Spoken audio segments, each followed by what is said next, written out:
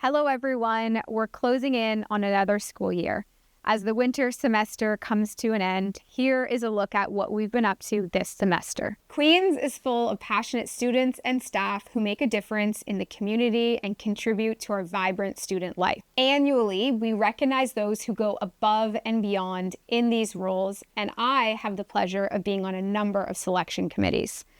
The recipient of the Margaret Huey Governance Award is Sakura Connor, the chair of this year's Student Senate Caucus. The Michael Condra Outstanding Student Service Award went to Jenna Kring, an academic advisor for Indigenous students, and Dr. Arunima Khanna, a psychologist and cross-cultural advisor.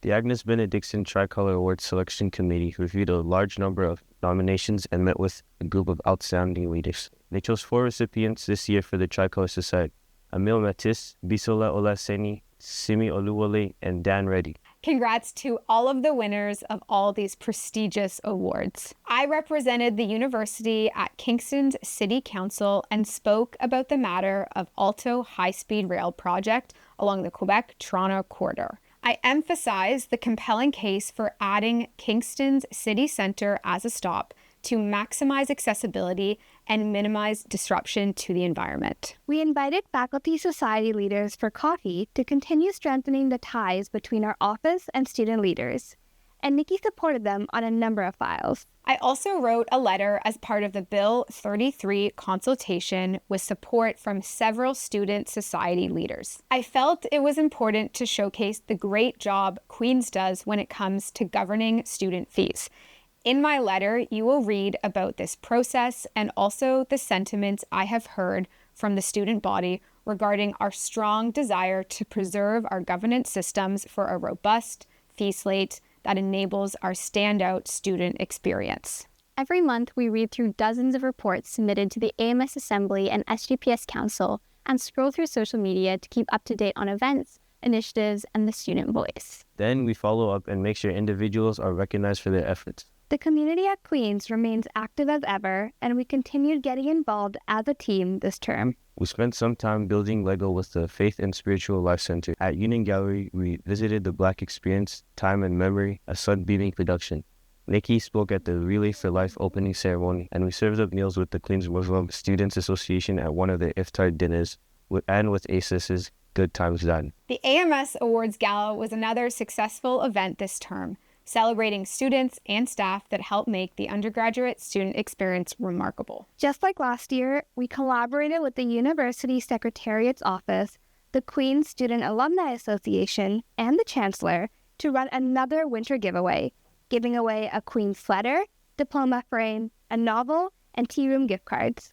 I had the pleasure of judging the School of Graduate Studies and Postdoctoral Affairs 3-minute thesis competition and was blown away by the level and diversity of research being done by master's and PhD students. Last fall, it became clearer than ever that we have a lack of study spaces on campus. We saw students lining up outside of Software Library in the morning before they even opened to secure a spot. In response, we put out a survey to gather students' ideas on creative ways to use other spaces on campus. This resulted in us creating 2 proposals. First was to the Student Life Center Management Board, asking to use a room in the JDUC for open study hours when not booked for an event. To be completely transparent, unfortunately, this idea did not get approved. To make the best out of the situation, we booked out 3 days ourselves, thanks to funding from the principal's office, to open Polson Room during week 12 for study hours.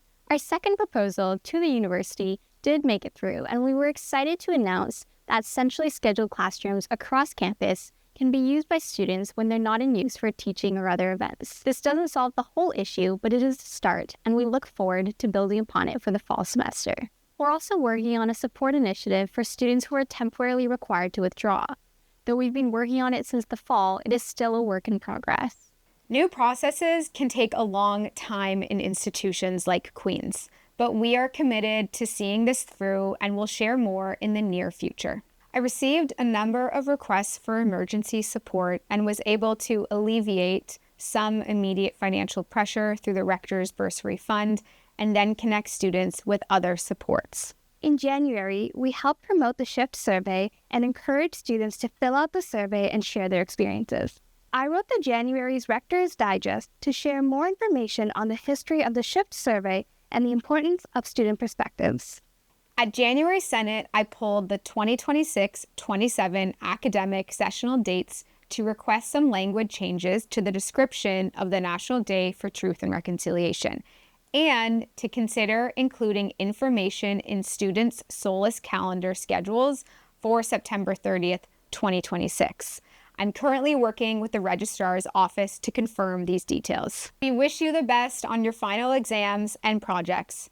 Campus gets quieter over the summer, but we'll be here working on some special summer projects, preparing for the next Student Leader Development Conference, and connecting with new student leaders. For those of you who are convocating in the next few months, congratulations, and I'll see you on the stage. Have a great summer.